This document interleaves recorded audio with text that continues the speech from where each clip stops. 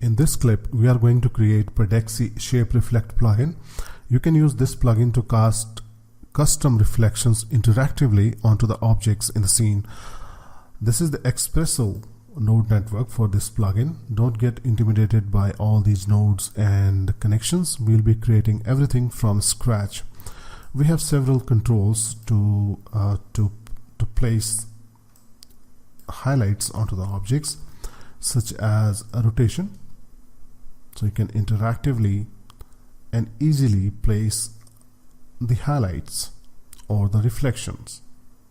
Okay, we have control for the position,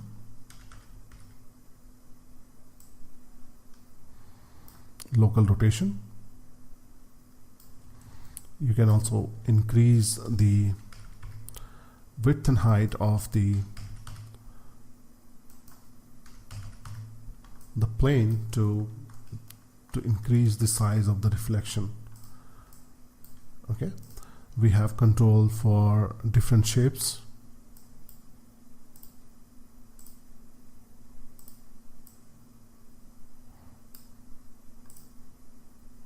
Right, we have control for targeting any object in the scene. By default, this rig rotates around the origin. So if we go ahead and create an object like a cube and then drag that cube from attribute manager to the target field here in additional controls section, so now that rig will follow the cube. Okay, and we also have the visibility controls here, like on-off toggle, seen by camera, seen by reflections, and seen by GI. Okay, so there's a lot to cover. Let's go ahead and get started. Let's first create the geometry that will hold the reflecting plane. So for that, I'll go ahead and add a rectangular spline and change its width and height to 600. Make sure the orientation is set to XY, and then in the coordinates tab, set r.p to 90 degrees.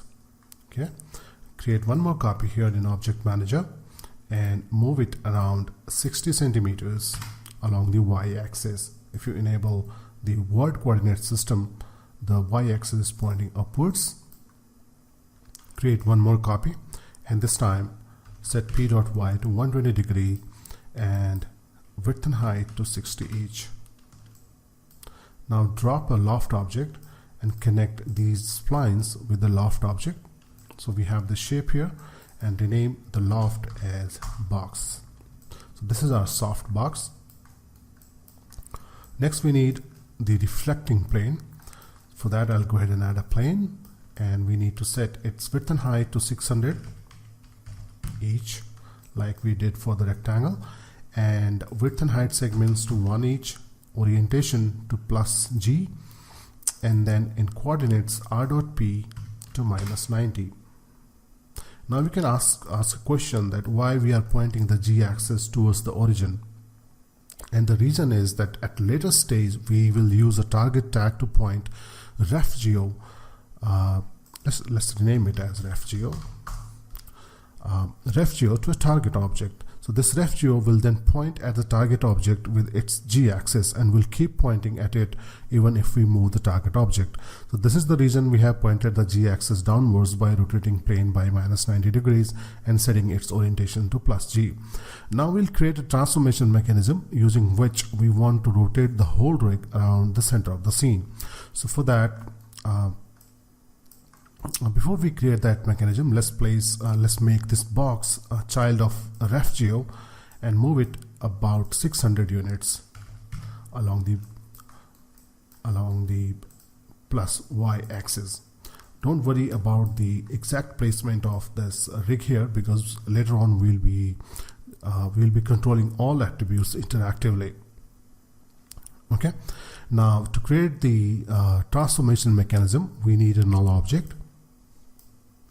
And I'll change its display type to star and radius to 80 so that we can easily see here in the viewport, and then we'll rename it as transformations. And then I'll make refgeo child of transformation.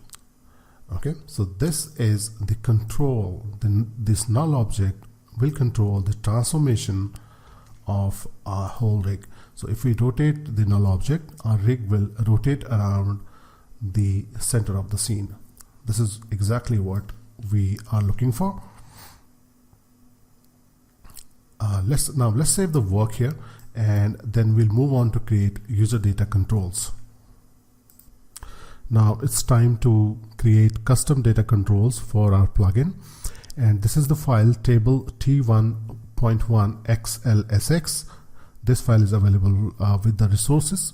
Go ahead and open it. In it you can see that we have 4 sections for the plugin: transform, size plus, shape geo, and additional controls. So let's go ahead and get started with the transform section. So here we have the transformation null object. Go ahead and select it, go to user data, manage user data, and first we'll create a group, and we'll pull this out so that it's not part of the default user data group here, and we'll rename it as Pedexy Shape Reflect. Okay, and the first section we have is transform. So let's go ahead and add data and rename it as transform. Since it's a section, so we'll select data type as separator. Okay, next we have the first attribute we have here is rotation, that controls the rotation of the rig around the target. By default, as you have seen, that it rotates around the center of the scene, around the origin. However, you can set any object as target around which the rig can rotate. Okay, so the position we have here, the rotation attribute, which is of type vector, interface is 2D vector field, and units is degree. So add data, rotation, data type is vector, interface is 2D vector field. So when you set interface to 2D vector field, we get this field here, which allows you to interactively change the values of x and y of the vector, of the rotation vector. Okay, and unit should be degree because we are dealing with angles. So rotation is the attribute, data type is vector, interface is 2D vector field, units is degree, and minimum and maximum is 0 and 360 degree, and set default value to 180 each for x and y.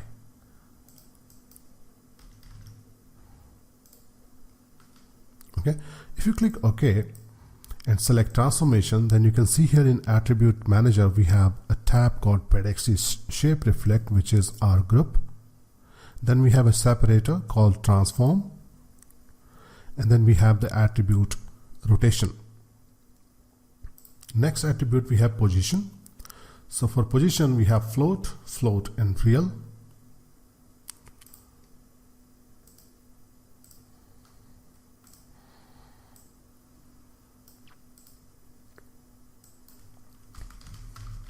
Position, we have float, and unit to real, and we need to set the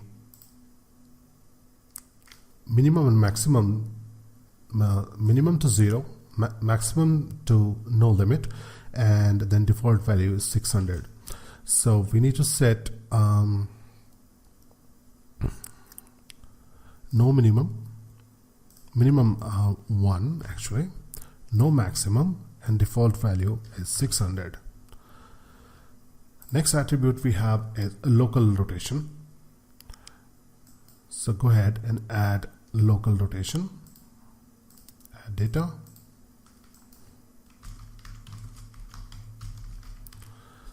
local rotation, and for this we have float, degree. Okay, so we have float, and degree, and minimum value is 0, max 360, and default is 0. Okay, minimum 0, max 360, and default 0. Let's click OK. So now we have 3 controls here, 3 attributes: rotation, position, and local rotation. Okay, next we'll create data control for the size plus section. Let's create the size plus section. So add data, size plus, and it will be a separator. All right, so under size plus we have 3 controls. We have height, width, and scale that will control the width, height, and scale of the RefGeo. Okay, so data type for all 3 is float, interface is float, units real, default value for width and height is 600, and scale, for scale default value is 1. So let's go ahead and create these 3: height, width, and scale. So first one is height, float, and real. No minimum, no maximum value, default value 600. Let's fix this. Now right click copy and then right click paste. So we have another control here. So let's change it to width. So width, the default value for width is also 600. Now create, add data, scale,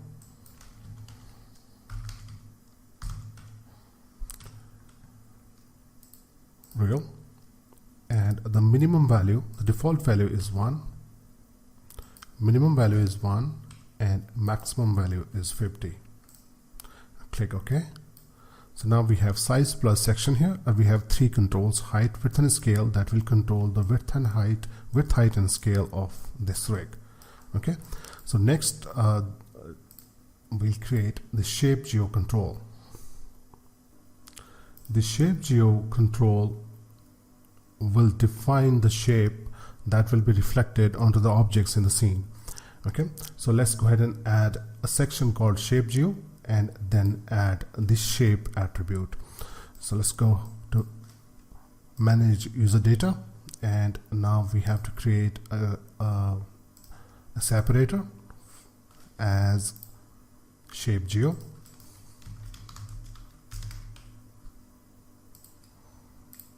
Okay, and then add data, and this will be the shape.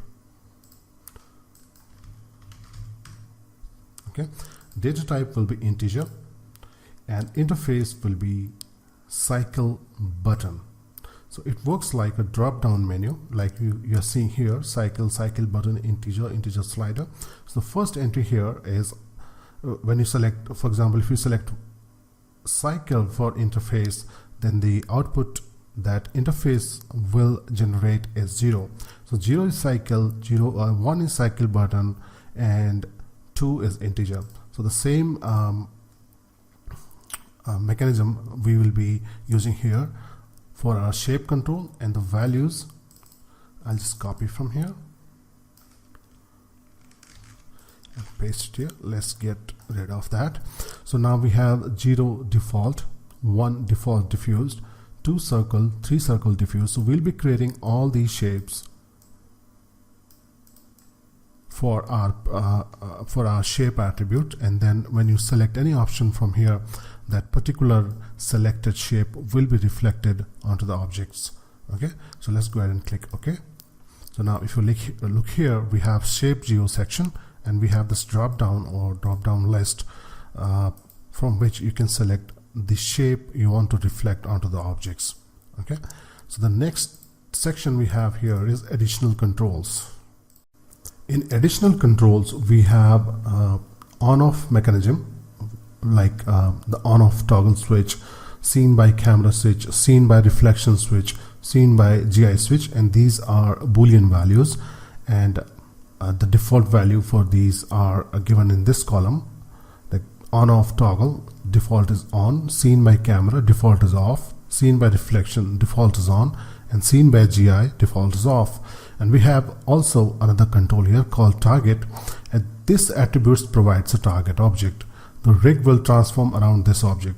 Okay, so you can use this attribute if you don't want to use the default behavior of the plugin, which is to rotate around the origin. Okay, so let's go ahead and first create additional controls.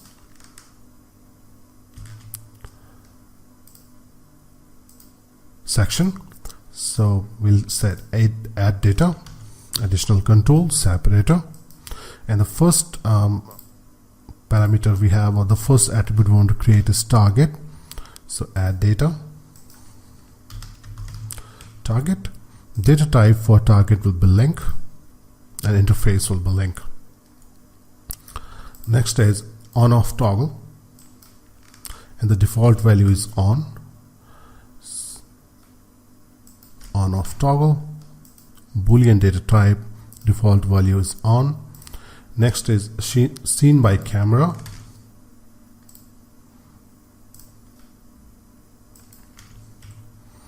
boolean, default value is off.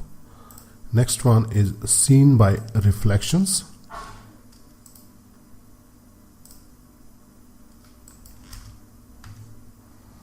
boolean,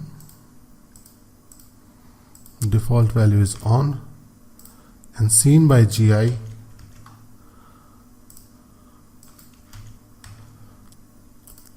boolean, and the default value is off. So we have on, off, on, and off. Now we have created the user data control for our plugins, user data controls for our plugin. Next, we'll create the actual node network in Espresso. As we are building the plugin, we'll be testing it regularly, and most of the time we just want to see the reflection in the render, not the actual rig. Therefore, let's first work on the boolean controls that we just created in the additional controls sections. And yeah, so let's work with the visibility attributes. Now select RefGeo here in Attribute Manager. Right click, Cinema 4D tag, and compositing. Also add Espresso tags to the main null object we have here, Pedexy Shape Reflect, Cinema 4D Espresso, and drag the null object as well as the compositing tag, RefGeo, and box. All right. So now add the on-off toggle output port, seen by camera, seen by GI, and seen by reflections output port to Pedexy Shape Reflect node here. Control double click on the title to expand it. Now we need to add input ports here in the compositing tag. So go to tag properties. We need seen by camera and seen by GI, seen by reflection. Okay, and also we need to add enable input port to RefGeo and box. So object properties, basic properties enabled for RefGeo, and object properties, basic properties enabled for the box node. Now we'll make the connections. So let's first create the on-off mechanism. Connect the on-off toggle of Pedexy Shape Reflect node to the enabled input port of the RefGeo, and similarly to the enabled input port of the box. Okay. So now if you select the null object here and select on-off toggle, you can see there the effect, and also here in the viewport. Okay, now connect compositing tag with these three nodes of Pedexy Shape Reflect, seen by camera to seen by camera, seen by GI to seen by GI, and seen by reflections to seen by reflection. Okay, So if you render the scene right now, you'll get black screen here because by default scene by camera is turned off. If you turn it on and then render, so we have the shape here. So we don't need this box to be turned on, so we'll go ahead and clear it, scene by camera. So this is our on-off mechanism that we have set.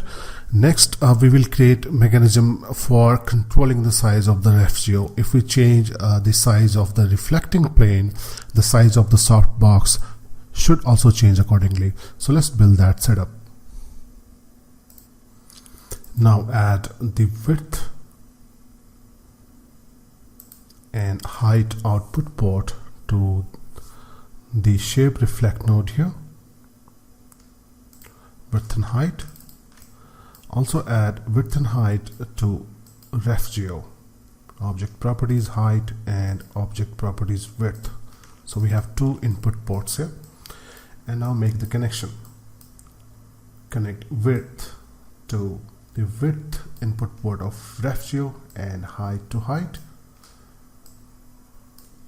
Now if you select Pedexi shape reflect null here and change width and height, you will notice that only the size of the reflecting plane is changing and not the softbox. So we need to connect, we need to make the relationship here, and for that we have these splines. So let's switch back to 600 for width and height and drag rectangle 1 and rectangle 2 nodes here, and we need to add object properties height and width to all three nodes.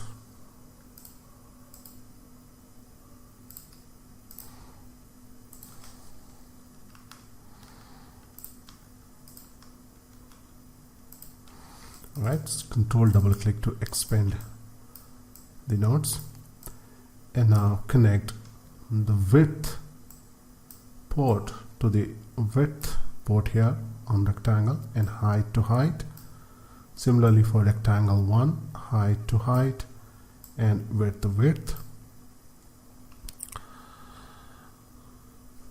Now if you recall from the previous section that the height and width of rectangle 2 is 60, and for rectangle and rectangle 1 it's 600, so it's 10 times larger than the value of this than the value that we have specified for this rectangle dot 2. So we need a math node here. So go ahead under calculate category, drag math add node. 600 by 10 is 60, so we need to change input 2 to 10, then connect width to input 1.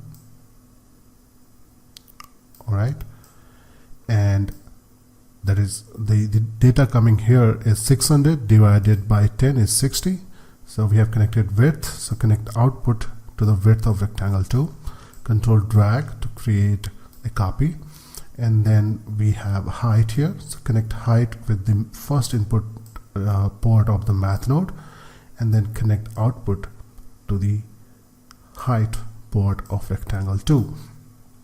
So now let's check it.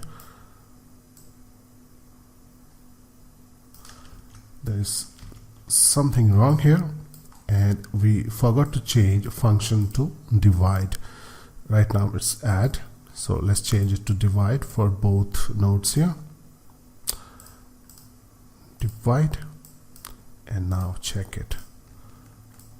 So if we make it 800, say 500 by 500, so now both the plane as well as the box is in correct size here. Let's switch back to 600 by 600. Okay, now we need to connect the scale attribute as well. Okay, so let's go ahead and open Espresso editor. First we need to add the scale node here, not node, port, and also we need to add scale input port for the RefGeo node. Now connect scale to scale and let's check it. So if you want to uniformly change the size of the plane as well as the box, you can use this scale attribute, but as you can notice, the change is in large increments. So we need to fix this. For that, we have to go to the user data controls, manage user data, scale, and here we have one attribute called step. Right now it's 1, so let's reduce it to 0.001. Click OK. Now if you change the value, you have fine control over the scaling of the rig we have here. So let's switch it back to 1.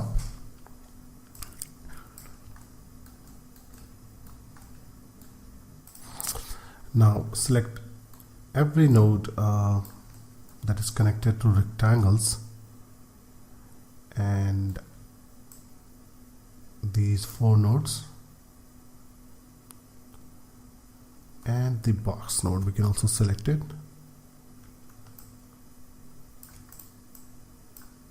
All these nodes, right click and choose convert to X group, double click to minimize it, and then rename it as box rectangles. Double click to expand, and now we have these are the size plus attributes. So let's select the X group we have created and the ref geo, right click convert to X group, and then rename this X group as size plus and enabled.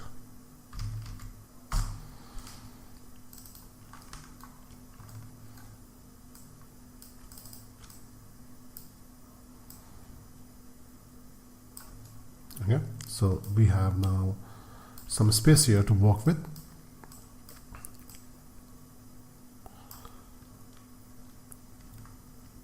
Now we will work on the transformation controls. If you recall from the previous sections, transformation will control the transformations around the origin. So let's work on that. Now drag transformations from attribute manager, from object manager to Espresso editor, and we need to add 2 input ports to it, and these are coordinates rotation H and rotation P. Okay, and similarly in the shape reflect node we have to add rotation H and rotation P. All right, now make connections. Let's check here. Okay, now we are able to now place this rig as per the rotation value we are specifying here in this 2D vector field. Okay, but if you want if you want fine control on this the rotation value, you need to change the step parameter in the manage user data dialog. So right now it's changing in large increments. So let's go ahead and go to user data, manage user data, and then select rotation here under transform, and you can see the step value is 0.017 here. Let's change it to 001. Now we have fine control over the placement of this rig around the origin of the scene. Okay, next thing we need to do is we need to connect 2 more attributes here, position and local position. For that we need to expand the size and plus enabled X group, and here we have this ref geo. We need to add 2 input ports to it, and these are position Y to control the position of the rig, and rotation H for controlling local rotation. Okay, Since this node is inside the X group, so we need to add ports here in order to make the connection from shape reflect node to size plus and enable node. So click here on the blue square and then choose real from this list. Add another node, another port, real, and here we need to add local rotation and position. Let's make the connections. Local position to first real port here, and then real port to position. Oh, it's rotation, so we need to connect it to the rotation. Let's move it down. Connect position to second real port, and then real port to the position of the ref geo node. So let's double click to minimize this, and let's test the settings.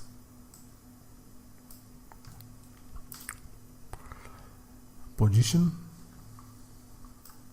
okay, and local rotation. It's working fine, right? So now we have completed the size and transformation settings of the plugin, and at present the transformation center is at the origin of the scene. Now we have to build a mechanism so that we would be able to transform the ref geo along any target object in the scene. Okay, if you want to point this rig towards the target, then you can do that. Okay, so let's go ahead and build that network. Now select ref geo here in Object Manager, right click, Cinema 4D tag and target object.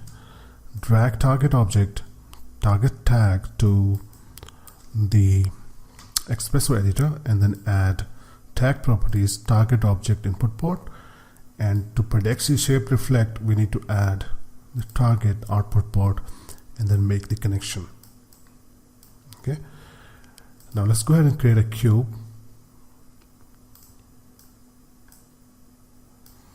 and move it away from the origin. Also change the height of this rig. Right now it's 600, let's make it 800. I'm sorry, the position to 800. And now select shape reflect here, and we have the target field here. So we need to drag the cube, which is our target, to this field. And now whenever cube moves, the box or the plane will follow that cube. Cool. So now instead of rotating around the origin, it's focusing on this target object. Let's go ahead and delete the cube, but now the orientation has changed. So what we need to do, we need to select the shape reflect and drag transformations, our original transformation control, to the target field here. So now it will behave as expected. Okay, so now we have almost completed the plugin, but this one thing is remaining, that is the shape, the reflecting shape, the shape that will reflect onto the objects. So we'll create a material, assign it to the ref geo, and then apply texture to the material, and that texture will be visible on reflections. Now double click on the material manager to create a material node, and then rename it as Predexi shape reflect matte, and apply it to ref geo. Okay, now create another material and rename it as box matte, and apply to the box object here in the object manager, and change its color to black.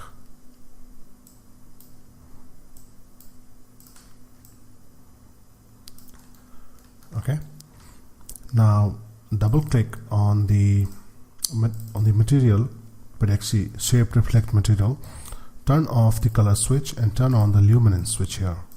Okay, so the first we need to create is the texture for the luminance channel.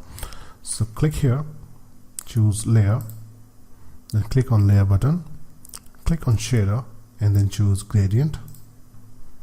Click on gradient, swatch here, and make this color white as well. So both knobs have the white color, and just go back and rename it as default.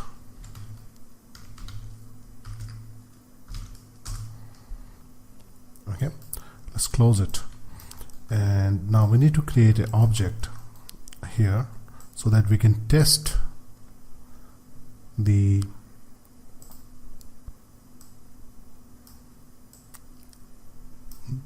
shape we have created using gradient shader. Now create a new material and make it shiny. So go to reflectance channel and choose Beckman, reduce brightness, increase the strength, and let's change color to something like this, blue. Okay, and apply to the object you have in the scene, and let's take a test render. So you're getting this artifact because, as you can see here, the plane is intersecting with the loft object we have created. So let's move the rectangle 1 spline slightly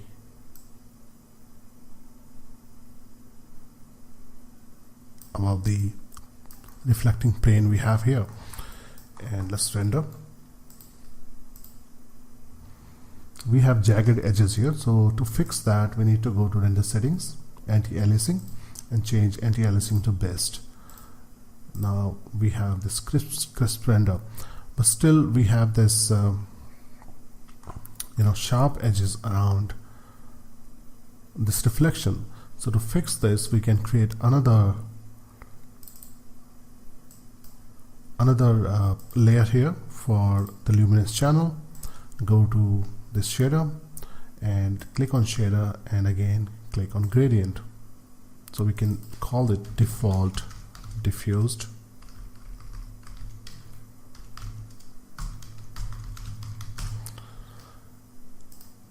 and to make it diffuse we have to change the type to box. Sorry, yeah, type to box. This will be white and this will be black. We need another white knob here. So the black area you are seeing here will produce that blurred edge on the reflection. Okay, let's see that. So similarly you can create another other types of shape that you want to reflect onto the objects, like you can create stripes. For that, just expand the gradient section here, and then load preset, and you can choose any pattern from this preset list. And then we need black and white. White will be reflected, black will be transparent in the reflections. So we need to change this to black. So we have white, black, then again white, black, white, and black. Okay, like so. We can also change the type to 2D V for horizontal lines, or we can change it to diagonal, radial, circular. So you have all the options there. So you can create diffuse versions as well as crisp version. So if you have images, if you want to reflect images onto the objects, such as the reflecting umbrella, you can use textures as well. So I have this material here, and I have created different shapes for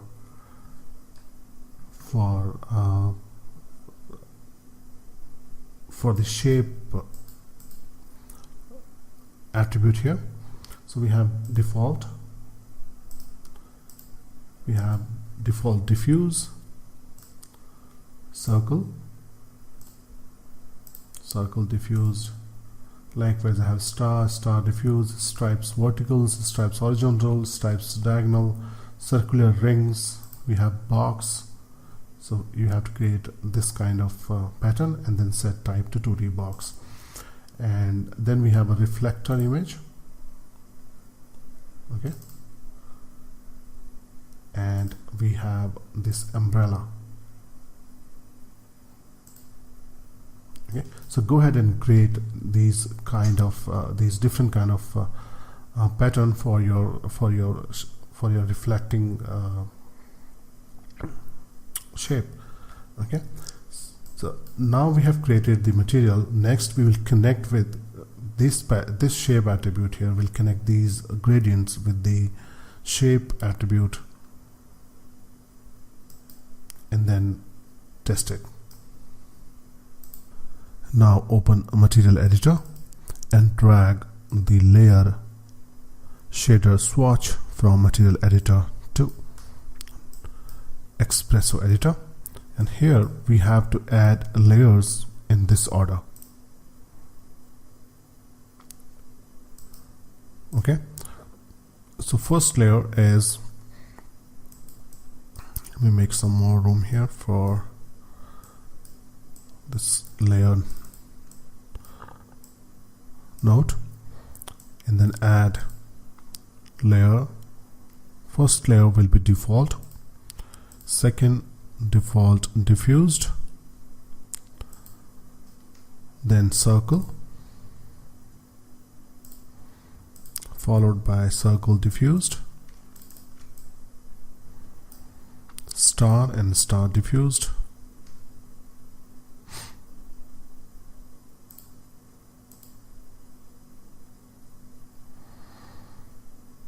stripes vertical, stripes horizontal, stripes horizontal, stripes diagonal, circular rings, box,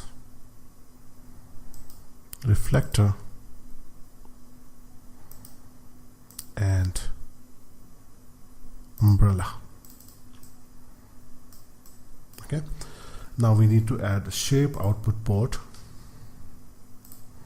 to Predexy shape reflect node here, and then we need to make connections between the shape port and these different layers that we have created.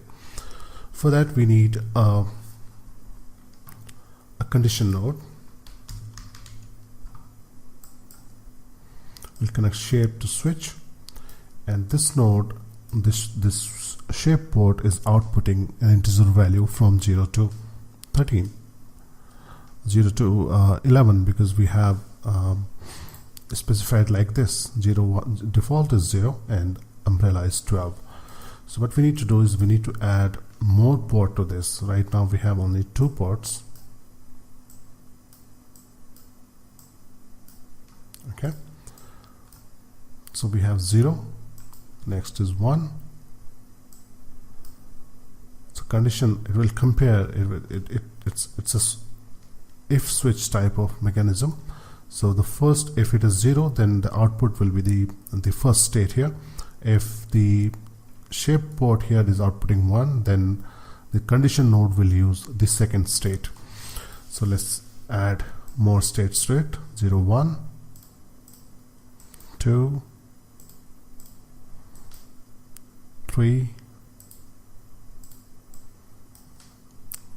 4, 5, 6, 7, 8, 9, 9,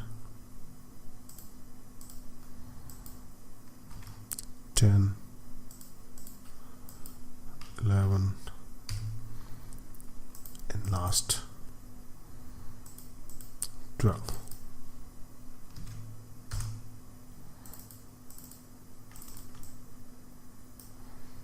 Alright. Now to make connection between the states and these layers, we need compare node like this. Okay, so connect output to the input 1 and the input 2 will be the 0. Okay, so if the first state is selected here, it will be using the input 2 value here as output, which is I mean, we're comparing this between the value that we are getting from the condition node and the value we have here in input 2. So if it is true, it will be the default layer because 0 corresponds to the default option. So let's make that connection there.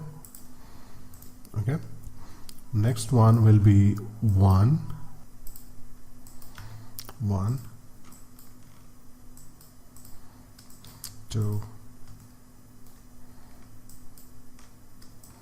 3,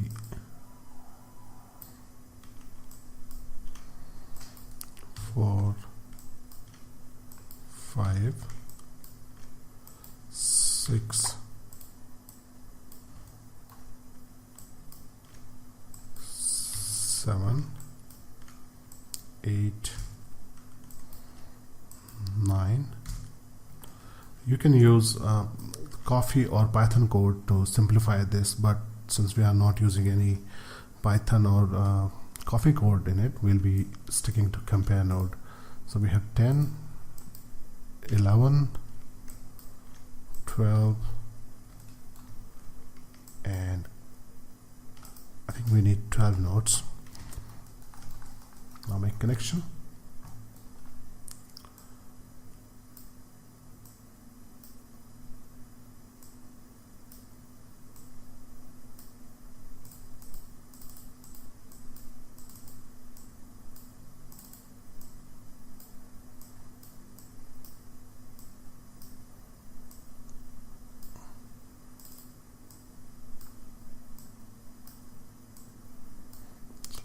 Make these connections. Let's test it. Right now, star, we have connected star, so let's see if it is working. Let's select star from here and render the scene. So it's working. Okay, so let's make the rest of the connections. So I'll pause the video and make the connection. So I have connected all the compare nodes with the layer shader. Let's see if it is working now. So let's choose stripes vertical, box, reflector, umbrella. Okay, so now we have connected all the data controls that we have created for our Predexy shape reflect node, and this is the node network we got. In this clip, we'll create the area light plugin.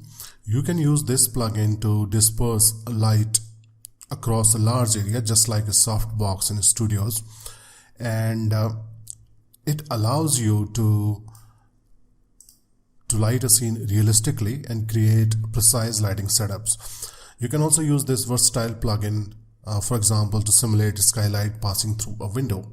So let's get started.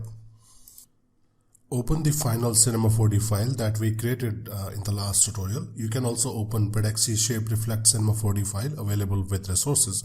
So once you open the file, first thing we need to do is rename Predexy Shape Reflect to Predexy Area Light.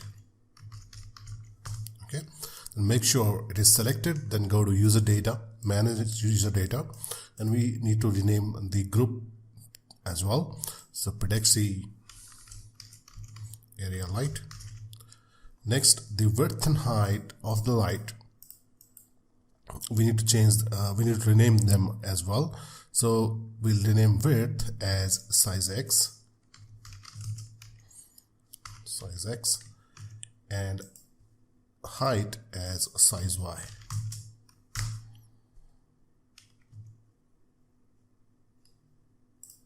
Okay. Now I'll go ahead and create an area light. And for this, go to Details tab, and the default width of the rectangle of this softbox is 600 by 600. So we'll make these changes here. Now to align this light to this plane, the easiest way to do this is make light child of ref geo. Then select light, go to Coordinates tab, and then zero out all position and rotation values. Just right click on the spinner. So there is some size mismatch. Light is appearing bigger than the box. To fix this, we need to go to the Pedexi area light null here, and then change these size X and size Y to 600, which is the default value for size, for the width and height of the box. Okay, so now we have light in place. We can check it whether it's casting, it's illuminating scene or not, which it is doing right now. So let's get rid of this cube. Okay, we also need to make sure that light is casting rays in G direction only. So go ahead and check this checkbox here, select it, G direction only.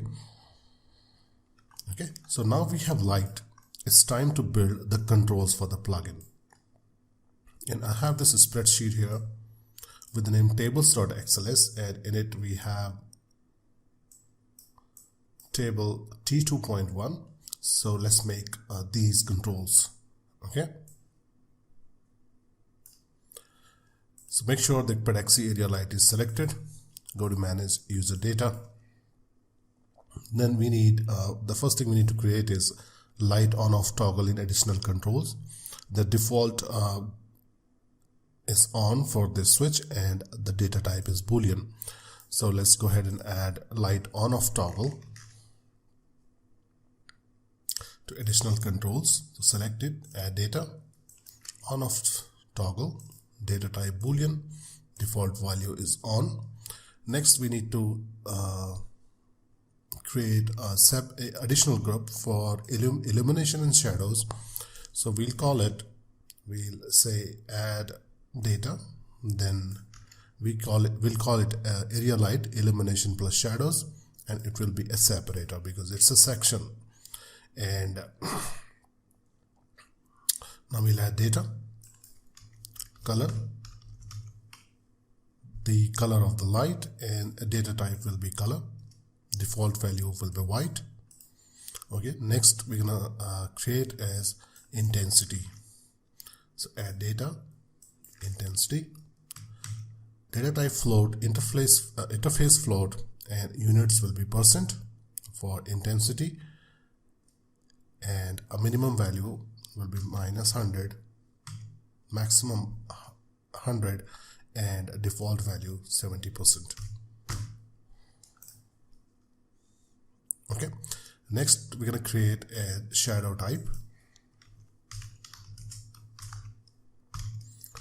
It will be a drop down list, so data type will be integer, interface will be cycle button, and then we will have to copy the options here.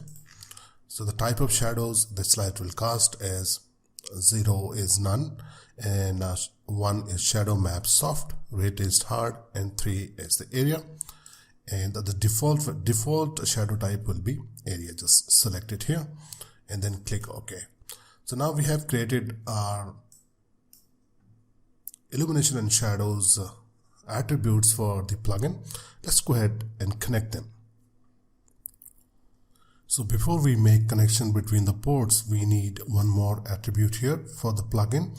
Under illumination plus shadows group is shadow caster. It will be a Boolean value. So let's go ahead and create that. select it, select the separator, then add data, and we need a shadow caster as name, and it will be a boolean value. By default it will be selected. Okay, now let's make connections. Open the Espresso editor, and this is the node network that we created in the previous tutorial. So let's make some space here.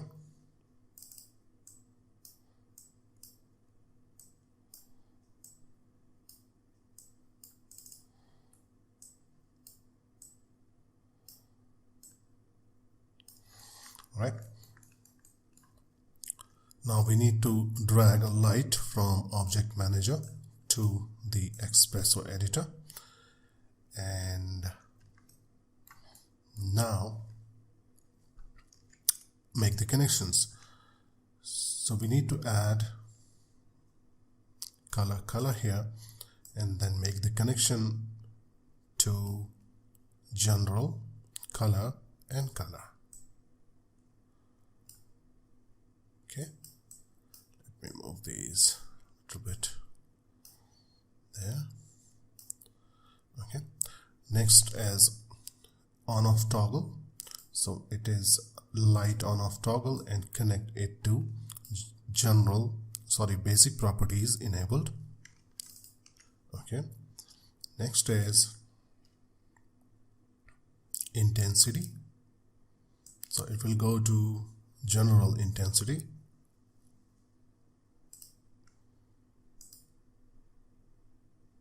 We have shadow caster, so it will go to details, shadow caster. Next we have is shadow type. It will go to general shadow, and then we have size X, will go to detail size X, and size Y will go to details size Y. So let's test this network. We'll create a disk object and cube. Let's place like this, and let's take a render. So nothing appears in the viewport. Let's fix this. And the issue we have here is with the shadow caster option, because by default we have turned it on. If we go to manage user data and then check shadow caster, by default it's on, and when this option is on, the light only casts shadows without adding illumination to the scene. So since we have only one light in the scene, this option should be turned off. So default value should be off, and now if you render it, you would be able to see the shadows. So now we have area shadows. We can switch to soft shadows or hard shadows. Okay. We can increase the intensity of the light. You can also change the color. So everything is working now. Now we'll create some additional controls now for our light plugin. These are the controls that we need to add to our Predexy light plugin, and these additional controls are mentioned here in sheet T2.2, and we have AL fall off section here and illumination plus shadow section here. So you need to create these controls. And then there is another sheet in this workbook T2.3 that shows the relationship between the main node we have here in Espresso editor, Predexy area light, and the actual light node here. So go ahead and create these controls and then make the connections. Okay, so I'll pause the video and I'll go ahead and make the connections, and I'll see you later. So here is the plugin with all the connections, and one thing you should note about the fall off control is the entries are not in order in the drop down. So you can see that the first is 0, but the second entry is not 1. Ideally it should be 0, 1, 2, 3, 4. Now how to check these index numbers? So the easiest method is to use a result node. So let me add a light here and drag it to the Espresso editor, and then use a result node to check the output of the fall off. So let's add details fall off and make the connection. Now if we select light, go to details tab, so the first entry is none, so it's good, it's 0. The inverse square physically accurate should be 1, but it's 10. The third one linear is 8, step is 5, and inverse square clamped is 7. So this is the reason I have in this condition node I have mentioned values like this: 0, 10, 8, 5 and 7. Okay, so this is the method to get the index number. The other control we have here is this luminance multiplier. So we have this material here, shape matte, and we are multiplying. Mix mode is multiply by default, and we are multiplying this color value with the texture, with the shape that we have created. So in case we want to control this behavior of mixing color and the texture we have here, so for that we have first we have this intensity and intensity multiplier. Then we have used a math node to multiply the values and then fed this value into the intensity control of the light. And for the shape material, we have luminance color, that's the color of the shape. And mix strength, we have this parameter here, mix strength.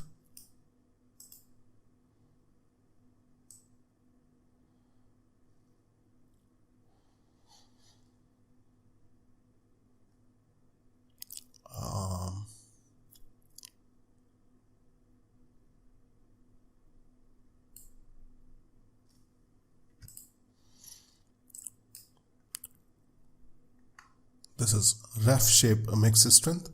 So we have added these two values, the output of the multiplication of intensity and intensity multiplier, and then we have added the value from the mix strength, and then the output is connected to luminance brightness. So this is the setup we have, and this is the complete plugin, the Pedexy. Let me delete this light. Pedexy area light plugin. Next we'll create Pedexy Spotlight plugin. In this clip we'll create Pedexy Spotlight plugin. You can use this plugin to simulate light coming from a spotlight as a cone of light from the position of the light towards the point it is pointed at. It allows you to precisely place and aim the spotlight in the scene. So let's get started. Now we need to open the Pedexy area light, and now we will make our spotlight plugin out of it. So first thing we need to do is we need to rename the null to Pedexy Spotlight. Then we need to select light here, and then in the general tab change type to spot. Okay, also in the user data dialog, change Pedexy area light to Pedexy Spotlight. Okay,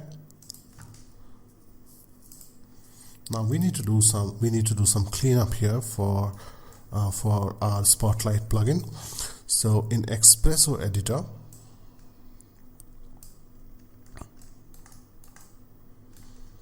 just disconnect size X and size Y,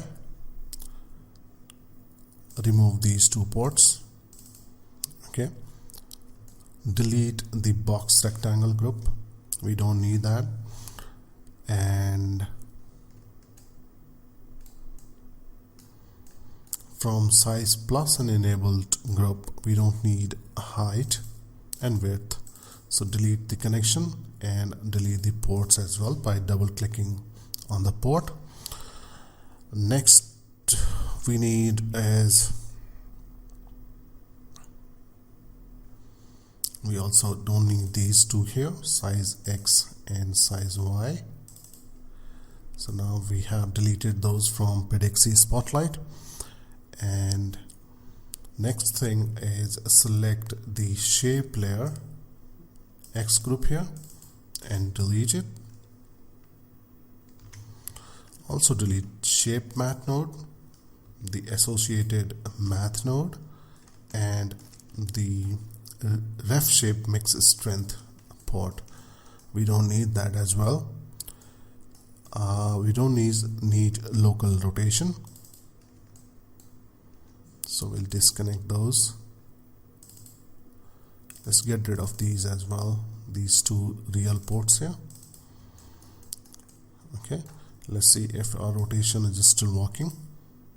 Let's lock the attribute manager, and still the rotation is working. Next we need to do is unpack size size plus and enabled X group. Let's unpack it, delete the box node, okay, and also delete box from here, from attribute manager, or from object manager, I'm sorry, and then select this ref geo and set its size to 100 by 100, or not here, in the object.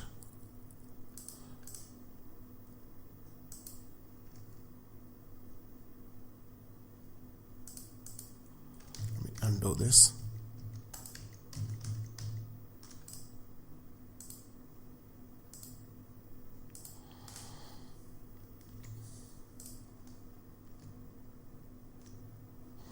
We have to unlock this attribute manager. So now change this width and height to 100.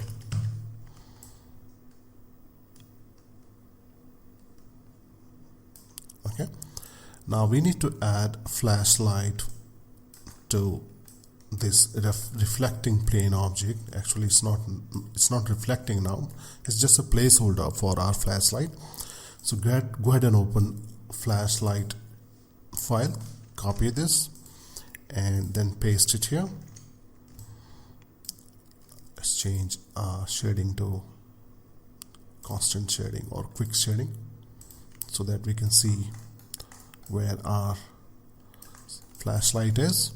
Now select the flashlight, make it child of ref geo, select it, go to the coordinate tab and zero out all position and rotation values, and then align it with the plane geometry we have. So let's go to the coordinate tab and -90 here. Also translate it a little bit like so. So this is our flashlight.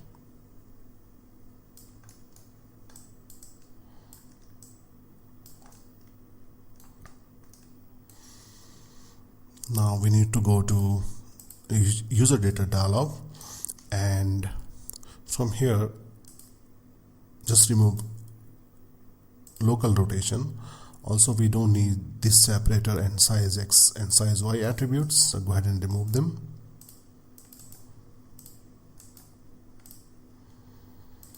We don't need scale as well.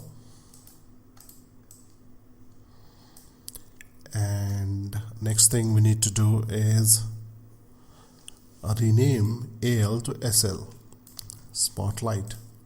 Okay.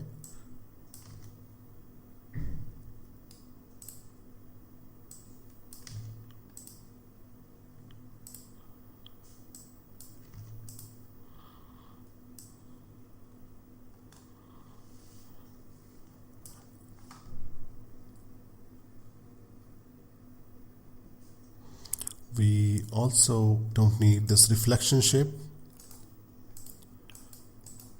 this attribute ref shape, and ref shape makes strength. We don't need these. So now we have the controls, rotation and position, color, intensity multiplier. Then we have shadows, control for shadows, and then fall off. So just clear the seen by camera and seen by reflection checkbox. So this is our cleanup file, and I have saved it as Pedexy Spotlight Clean. So if you want to if you want to start from this point, you can go ahead and open it and play with it. Next we will add custom controls to our Spotlight plugin. These are the controls that you need to create for the Pedexy Spotlight plugin under two sections: angles and illumination plus shadows. And then there is another table, another sheet here, T3.2, in which we have shown the relationship between the ports of Pedexy Spotlight and light. So go ahead and first create these attributes, and then in Espresso Editor make the connection between the ports of Pedexy Spotlight and the light object. Okay, so once you do that, you will get the network something like this. So I have gone ahead and created the network. Okay, and if you look at the attribute manager, now we have control for rotation. Okay, we have control for inner angle and outer angle, as well as the aspect ratio. Okay, the color of the light, the intensity of the light, we have intensity multiplier, we have the shape type. Default is a spot, another one is a square spot if we want this kind of shape. And then we have area shape, you can see here, line, sphere. Okay, and then we can control the size of the shape from here. Okay, then we have shadow type, color of the shadow, shadow density, accuracy, samples, and then we have controls for fall off. So this is our final Spotlight plugin. So I'll go ahead and save it with the name Pedexy Spotlight C4D. You can open it and go through the Espresso Editor and see how I have connected these ports together. All right. In this tutorial, we'll create the Pedexy Skylight plugin. You can use this plugin to create a sky for your scene. It creates an infinitely large sphere with its center at the origin of the word coordinates. Okay, you can also use it to project an HDR image onto the reflecting surfaces in your scene. So let's get started. First, let me close this scene. And the first thing we need to create is a null object and rename it as Pedexy Skylight. Now we need to create a sky object and rename it as Pedexy Skylight. Okay, and also make it child of the null object. Then create a new material here and then rename the material as Pedexy Skylight material. In the basic tab, we need to clear the color checkbox and we need to turn on the luminance checkbox. Also, we need to add a compositing tag to the sky object. Cinema 4D tag and then go to compositing. And in the tag tab here, just clear the cast shadow and receive shadow checkboxes. Okay. Now go back to the material, and in the luminance channel we need to load a file. You can use any HDR file for this.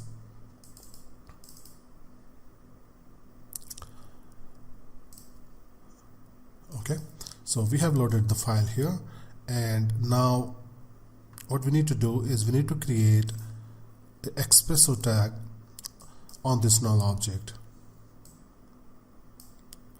Okay, and then we need to drag the bitmap swatch from the luminance channel.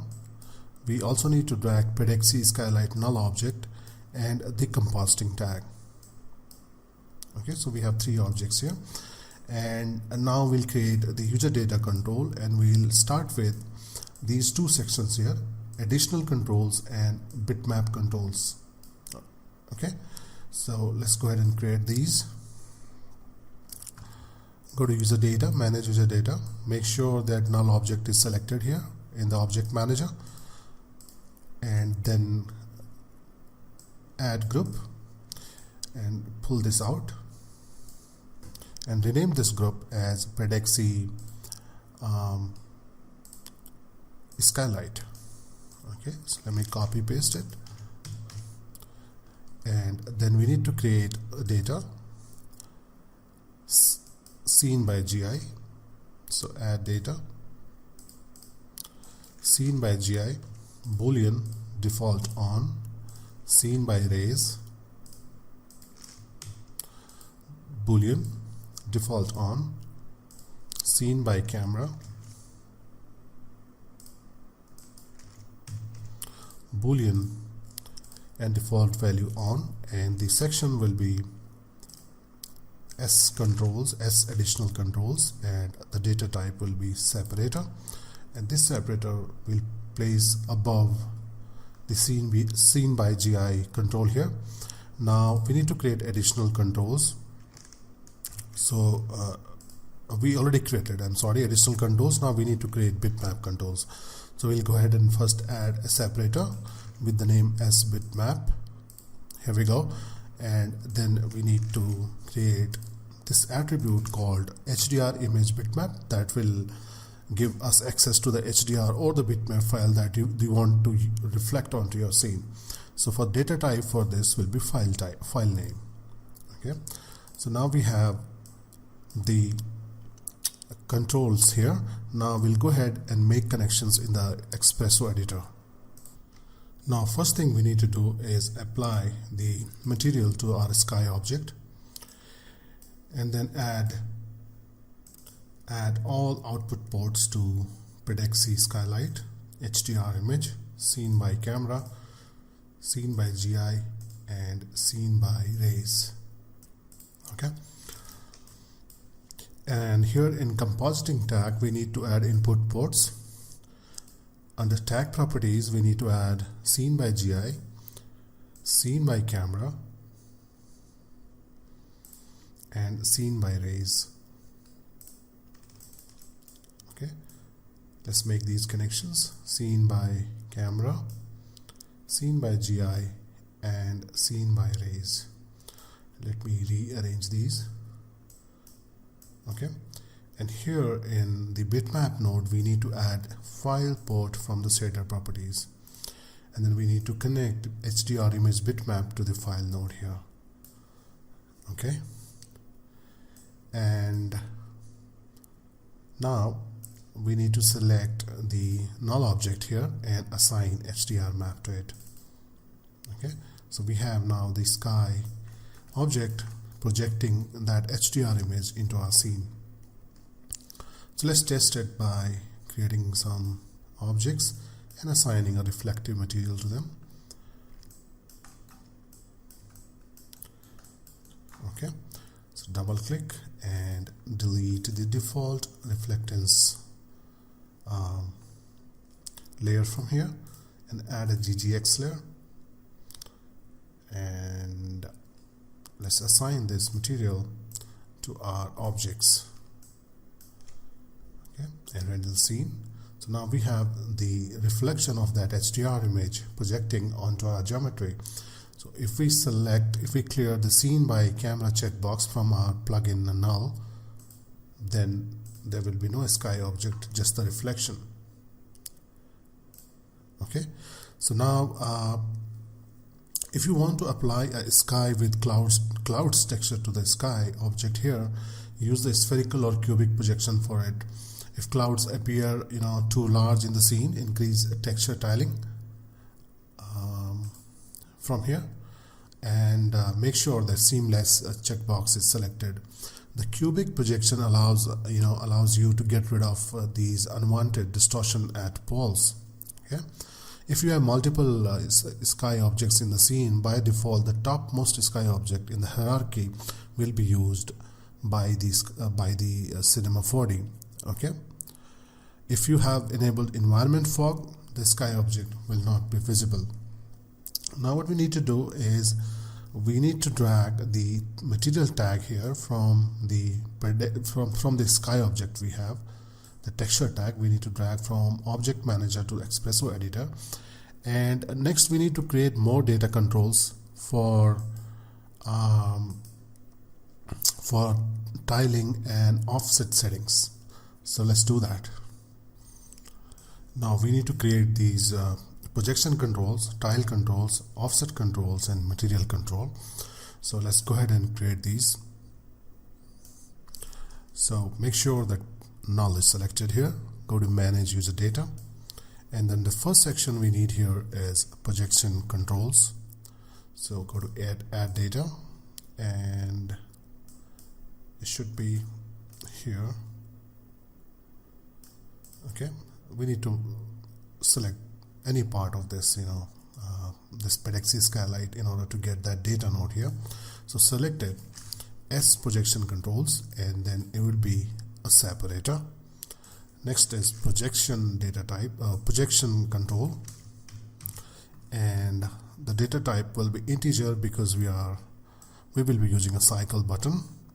And then we have the entries here, and the default one is spherical. Next we have projection side, and again it's an integer, and interface will be cycle button, and the entries are for front, back, and both sides of the geometry, and the default is both. Okay, next we need to create its S-style controls separator, and the first one is mixed texture,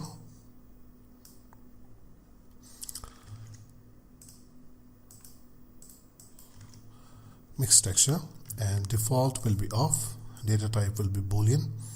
Next is tile is again boolean, but default value is on. Then we have seamless, which is off by default, and then we have use UVW for bump. It will be boolean and default is off.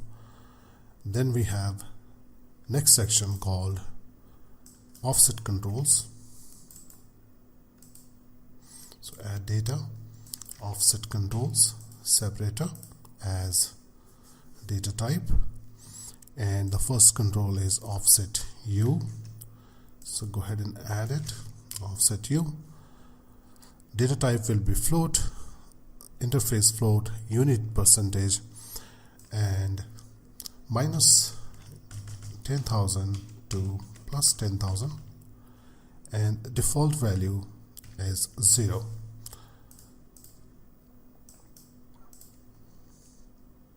Default value is 0.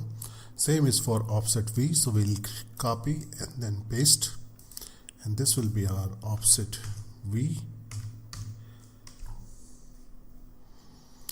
Next is length hue. So again I'll paste, and this is our length hue. Everything will be same except the default value in this case will be 100. Next we need to create length V. So let's go ahead and create that.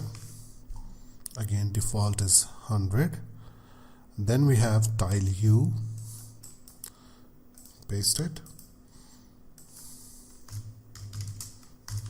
tile hue, and for tile hue we have float and unit as real,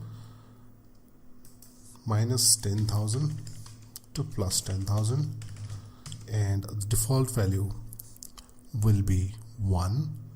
So let's copy it and paste it for tile V. Next control is repetition hue. Okay, so add data, repetition hue. Again it will be float and real, value minus 10,000 to plus 10,000, and default value is going to be 0, and same is for repetition V. Alright, and the final section we have is S material, which is for applying material to our sky object, and the data type for this will be link. Okay, so let's go ahead and make connections. Let's add all these ports here. Length V, mixed texture, offset U, offset V, projection scale, projection side, sorry, and then we have the repetition U and repetition V. S material, there's something wrong there, let me fix it. We need to select our null first, then go to manage user data. S material, okay, S material was a separator. Okay, so let me get rid of this. Let me first copy it, delete it, remove, and then we need to add S material. It will be a separator, and then we need to add sky material as link data type. Okay, so now we have seamless and sky material. We have tile U, tile V, and UVW map. Now the connections are straightforward, so I'll pause the video and make the connections. So I have gone ahead and made all the connections between the Pedexy Skylight node here and the texture tag node here. Okay, and now you can test any of these properties in the scene. For example, you can go ahead and change projection to say cubic, and that will be reflected here. Okay, so I'll switch back to sphere. If you have a material and you have assigned it a texture, say suppose you have a material here and you have assigned a different HDR image to it, and if you want to use that as a sky in your scene, what you have to do is select the plugin, the null object here, and then drag from material manager, drag the material from the material manager to sky material link here, and you'll be good to go. So this is how we can create a sky plugin using Espresso. In this tutorial, we'll create the Pedexy Skylight plugin. You can use this plugin to create a sky for your scene. It creates an infinitely large sphere with its center at the origin of the world coordinates. Okay. You can also use it to project an HDR image onto the reflecting surfaces in your scene. So let's get started. First, let me close this scene.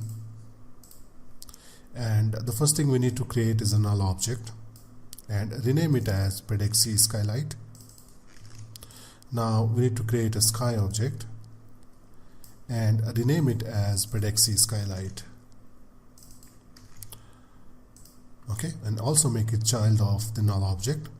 Then create a new material here and then rename the material as Pedexy Skylight material. In the basic tab, we need to clear the color checkbox and we need to turn on the luminance checkbox. Also, we need to add a compositing tag to the sky object. Cinema 4D tag and then go to compositing. And in the tag tab here, just clear the cast shadow and receive shadow checkboxes. Okay. Now go back to the material and in the luminance channel, we need to load a file. You can use any HDR file for this.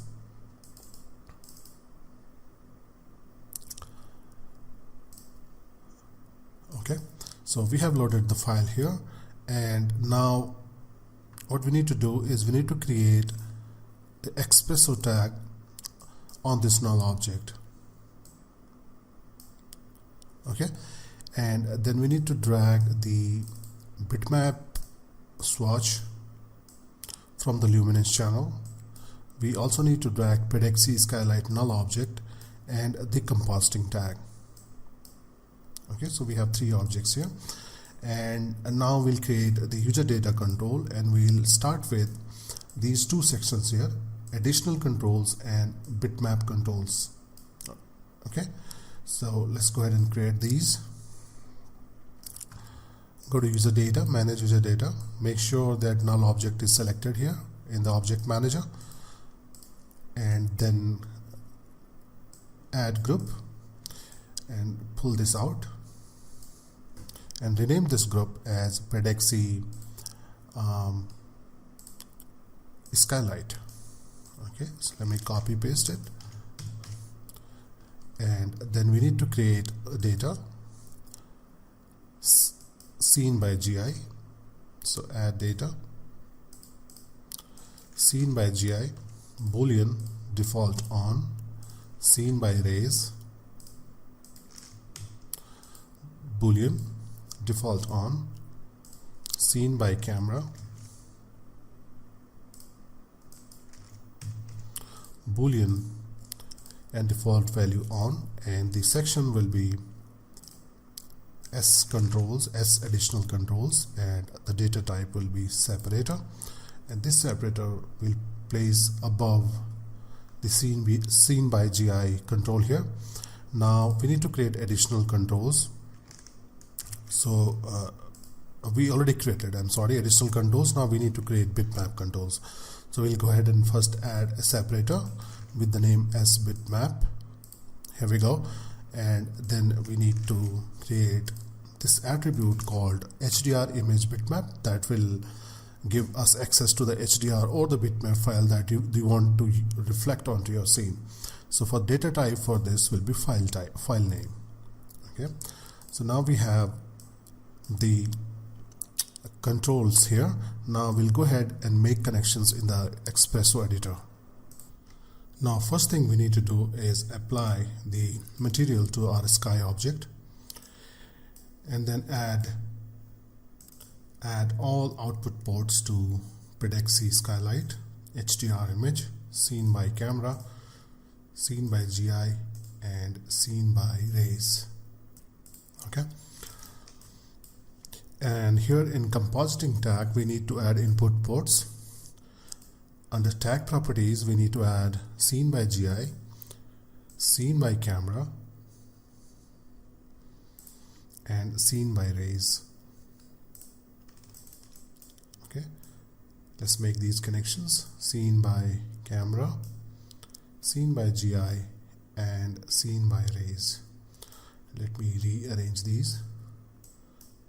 Okay, and here in the bitmap node we need to add file port from the shader properties, and then we need to connect HDR image bitmap to the file node here. Okay, and now we need to select the null object here and assign HDR map to it.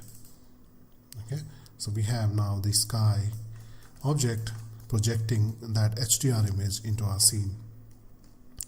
So let's test it by creating some objects and assigning a reflective material to them. Okay, so double click and delete the default reflectance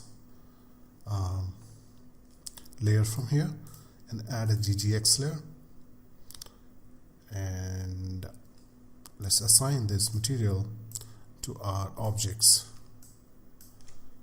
Okay, and render the scene. So now we have the reflection of that HDR image projecting onto our geometry. So if we clear the scene by camera checkbox from our plugin null, then there will be no sky object, just the reflection. Okay, so now if you want to apply a sky with clouds texture to the sky object here, use the spherical or cubic projection for it. If clouds appear too large in the scene, increase texture tiling from here, and make sure that seamless checkbox is selected. The cubic projection allows you to get rid of these unwanted distortion at poles. Okay, if you have multiple sky objects in the scene, by default the topmost sky object in the hierarchy will be used by the Cinema 4D. Okay, if you have enabled environment fog, the sky object will not be visible. Now what we need to do is we need to drag the material tag here from the sky object. We have the texture tag. We need to drag from Object Manager to Espresso Editor, and next we need to create more data controls for tiling and offset settings. So let's do that. Now we need to create these projection controls, tile controls, offset controls, and material control. So let's go ahead and create these. So make sure that null is selected here. Go to manage user data, and then the first section we need here is projection controls. So go to add data, and it should be here. Okay, we need to select any part of this, this Pedexi skylight in order to get that data node here. So select it, S projection controls, and then it will be a separator. Next is projection data type, projection control, and the data type will be integer because we will be using a cycle button, and then we have the entries here, and the default one is spherical. Next we have projection side, and again it's an integer, and interface will be cycle button, and the entries are for front, back, and both sides of the geometry, and the default is both. Okay, next we need to create its S-style controls separator, and the first one is mixed texture,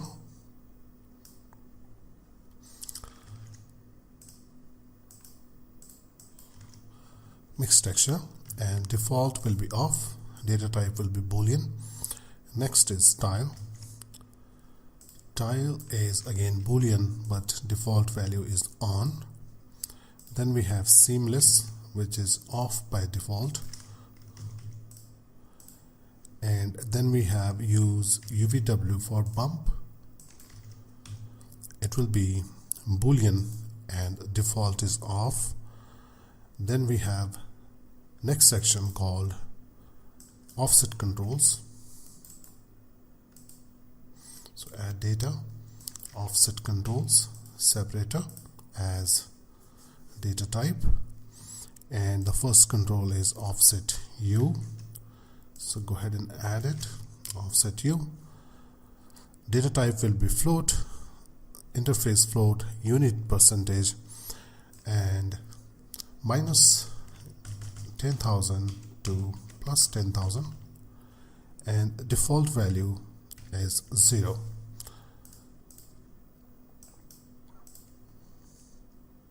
Default value is 0. Same is for offset V, so we'll copy and then paste, and this will be our offset V.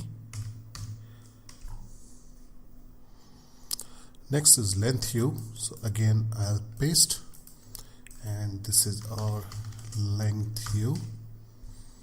Everything will be same except the default value in this case will be 100. Next we need to create length V, so let's go ahead and create that. Again default is 100. Then we have tile U, paste it, tile U, and for tile U we have float and unit as real, minus 10,000 to plus 10,000, and the default value will be 1. So let's copy it and paste it for tile V. Next control is repetition U. Okay, so add data, repetition U. Again it will be float and real, value minus 10,000 to plus 10,000, and default value is going to be 0, and same is for repetition V. Alright, and the final section we have is S material, which is for applying material to our sky object, and the data type for this will be link. Okay, so let's go ahead and make connections. Let's add all these ports here.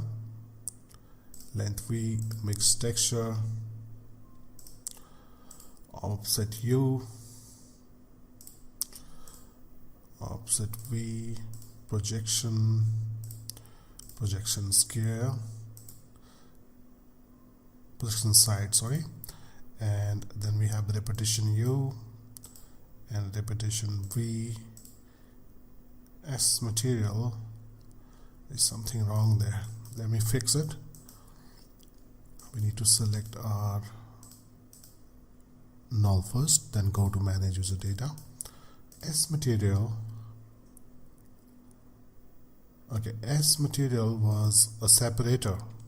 Okay, so let me get rid of this. Let me first copy it, delete it, remove, and then we need to add S material. It will be a separator, and then we need to add sky material as link data type. Okay, so now we have seamless and sky material. We have tile U, tile V, and UVW map. Now the connections are straightforward, so I'll pause the video and make the connections. So I have gone ahead and made all the connections between the Pedexy Skylight node here and the texture tag node here.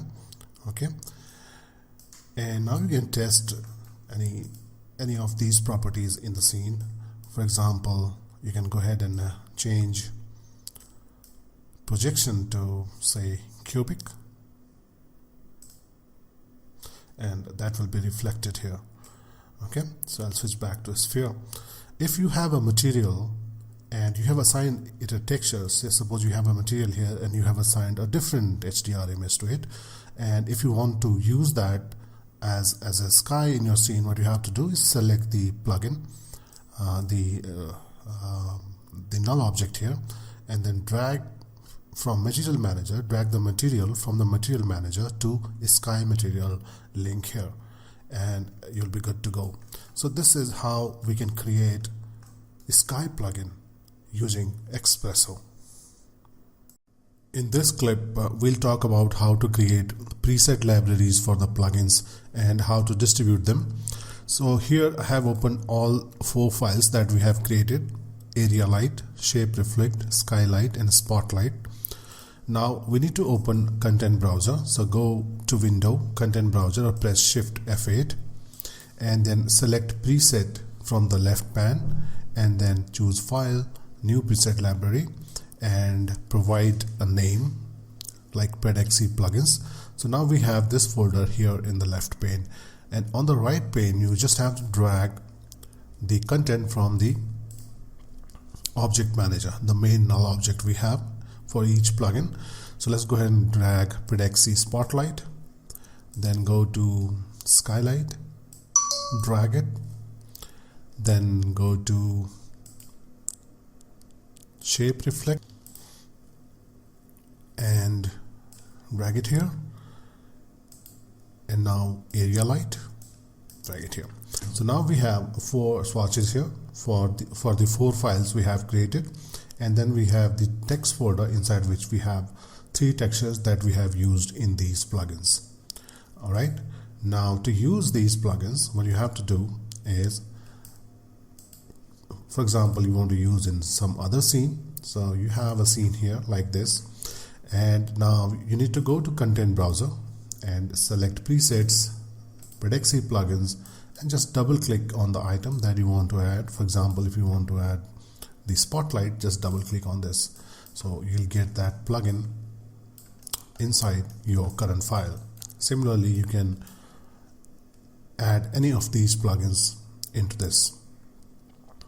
If you right mouse button click on here in Pedexy plugin and then choose show in Explorer, it will open the library folder, and you notice the extension of the file here, Pedexy plugins.lib4d file, and it's in the library browser folder of the installation folder.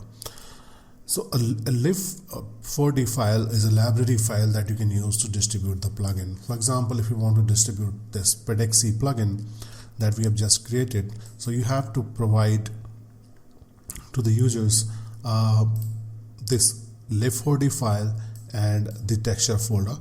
Okay, so